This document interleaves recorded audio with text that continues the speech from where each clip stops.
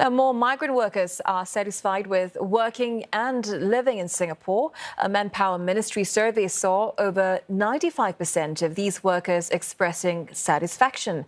This is up from 8 in 10 in the previous survey in 2018 and the highest since the study began in 2011. Now, the rise in satisfaction comes on the back of the COVID pandemic, which spurred improvements in their living conditions. Migrant workers' dormitories were thrust into the spotlight during the COVID pandemic, with reports of unsanitary and cramped conditions. That sparked plans to build new dorms with better living standards, and Singapore's first purpose-built dormitory is scheduled for completion early next year.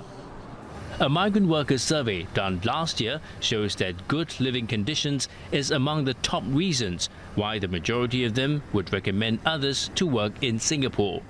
Nearly 97% of them also intend to continue working in Singapore when their current contract expires. Still, non-governmental organizations say more can be done, such as improving the timeliness of payments. We do also note a trend of basically workers who are basically not being paid for their work.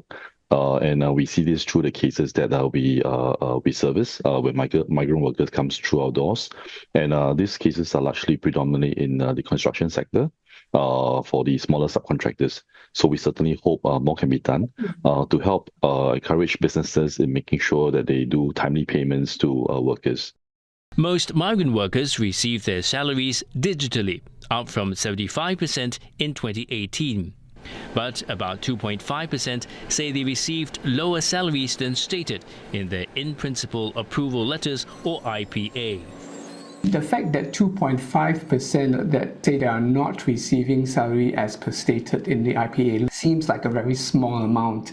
But you know, the fact is that these are actually violations, and the workers have come to Singapore thinking that they are getting that salary that's printed in the IPA. They have invested so much, so even a small number of violations is a big problem. The survey also found that more migrant workers are holding onto their own passports, a marked rise of almost 30% from 2018.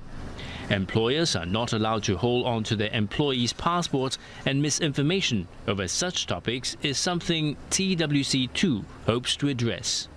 We have started, in fact, 3 vernacular Facebook pages in Bengali, Tamil and Burmese, specifically reaching out to this population of migrant workers and educating them on their rights and giving them information that they need.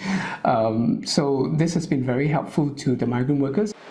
Other areas that could be improved include access to social and recreational spaces and enabling smoother transitions between jobs. The survey polled over 2,800 migrant workers and over 2,200 employers between October 2023 and February 2024. Employers, on the other hand, say it is still difficult to hire higher-skilled migrant workers, especially in more specialized roles. In the latest migrant workers survey by the Manpower Ministry, about 3 in 4 employers find it hard to source for workers with relevant skills. The findings show that the majority of employers provide additional training for their workers on top of mandatory ones. The most common ones are on job-specific core competencies, followed by safety and first aid courses. Now, the Manpower Ministry says it will improve on the work permit framework to support employers to hire and retain higher skilled workers. One analyst says emerging skills that could soon be in high demand include artificial intelligence and automation. While finding the exact fit has always been a challenge, he says it also depends on how much the companies are willing to pay for. Companies in many sectors will have to strike that equilibrium, that optimal position of sourcing for workers at the possible lower cost, providing that augmented training, which of course also incur costs, or pay higher for people who are ready for work right away.